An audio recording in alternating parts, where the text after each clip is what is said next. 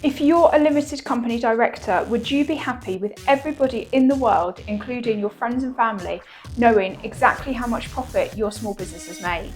Well, there's a little known legislation change happening at the moment that means this could be the reality for all businesses in the UK. So watch this to find out more, and don't forget to subscribe to my channel. So this news has only really seemed to hit the radar of accountants so far and some small businesses, but the government is currently passing a bill to change the legislation in the UK, which means that all of your financial information, including your profit and loss, will have to be made public. So currently there is Companies House, and Companies House is a register of publicly available information on companies in the UK.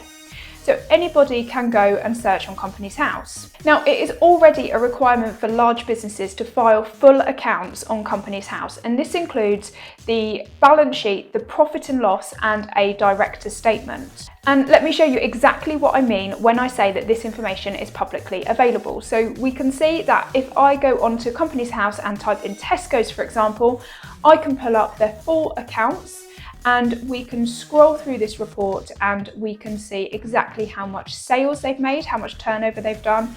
We can see how much costs they've got, and we can therefore see how much profit they've got and even how much tax they've paid. So for large companies, this is currently publicly available. But there has been an exemption for small businesses and also what's known as micro-entity businesses, which are very small limited companies. So generally, if your turnover is below 10.2 million, you've got less than 50 employees, and or your assets are less than 5 million, then you've been exempt from publishing your profit and loss. So that means that actually you just have to publish your balance sheet on Companies House. And what this means is that there's no ability for your profit to be widely known. So people don't have any idea what your turnover is, and they don't have any idea how much money you've essentially made that year. Now, as an accountant, you can go through the report and try and pick out some key numbers and figure it out, but you'll never know for sure. And what exactly is changing? Well, the government is trying to pass a bill called the Economic Crime and Transparency Bill. And the aim of this bill is mostly to try and improve fraud in the UK. So there are various measures that this bill will include, and some of them are quite simple. So for example, all directors on Companies House must need to verify their identity, and also making the process of filing accounts more digital and also more verified. But there is a small detail in this bill that has got accountants and small business owners quite stirred up. And that is because the government is proposing that all companies, regardless of their size, will have to publish their profit and loss. So that means that small businesses and micro entities, where currently they only have to publish their balance sheet, this will be removed, and you will also need to put information in the public domain, such as your turnover, your costs, and your profit. So it's widely accepted that there are some really good benefits to this bill, and I would say that generally the finance and business industries are behind this bill, because the aim of it at the end of the day is to reduce crime and reduce fraud, and who would not support that, other than criminals?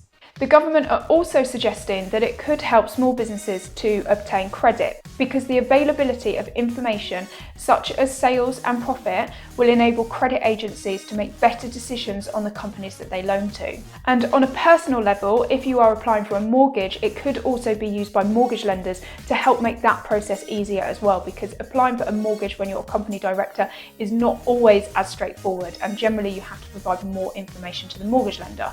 So if they've got access to Companies House, they can go and search the information that they need themselves, and it could make the mortgage process smoother too. So those are the benefits of the bill. But what are the concerns of the bill? Well, firstly, the biggest challenge that there is to making the profit and loss available publicly is that this doesn't actually change the government's ability to fight fraud. Because at the moment, when your accountant prepares your accounts at year end, they submit accounts to Companies House, but they also submit full accounts to HMRC, which includes all of your profit and loss information. Therefore, this information is already available to the government, and it's not clear why the government is suggesting that this information needs to be publicly available in order to fight crime. There's also concerns being raised around privacy, because absolutely anybody can go onto Companies House. So if you have a nosy neighbour, for example, or an ex-partner, they can go onto Companies House and see exactly what your profits are and therefore how much your earnings are in that year. And this has been questioned as to whether the information should be publicly available or available to people under certain circumstances. So for example, could the government consider making it available to financial institutions, for example, and other businesses rather than absolutely anybody? Because at the end of the day, if you have a job, your salary is not publicly made available. So why should your earnings just because you run a limited company? Another concern that has been raised is also around the commercial competitiveness. So if, for example, you tender for a quote and you're up against another company, the customer that you've quoted to will be able to go on Companies House and see all of the information about your business. So particularly if you're a small business or in the early stages, they will see this in your accounts. And therefore they might choose not to go with you because of the size of your business, rather than because of the value that you have put forward in the quote or tender that you've done for them. So this could really hamper the ability of small businesses in the UK to compete with those bigger businesses that have got more well-established processes in place because they're bigger. And the final concern that's been raised is around the ability of people to actually understand the information that they are viewing. So although it may sound quite simple that you will look at the sales, the costs and the profit, in reality, businesses are much more complex and you can't just take the profit and loss as a standalone document. You have to look at it as well as the balance sheet and the cash flow statement to draw proper conclusions about the financial performance and health of any business. So take an example of a small business that may turn over around £1 million.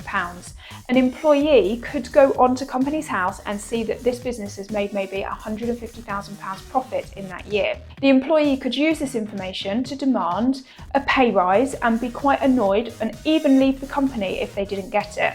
What the employee doesn't have the financial ability to do is look at the accounts and have a look at the balance sheet in particular and, for example, see that this company is highly geared and that it's got cash flow issues at the moment, and therefore even if the profit is there, the cash is not there to support pay increases. So that is a real life practical example of how this information in the public domain could work against a small business. The other complication to consider with regards to users not actually understanding the financial information of what they're looking at is that many businesses may report a loss, and that could be a book loss for tax purposes or because of something exceptional.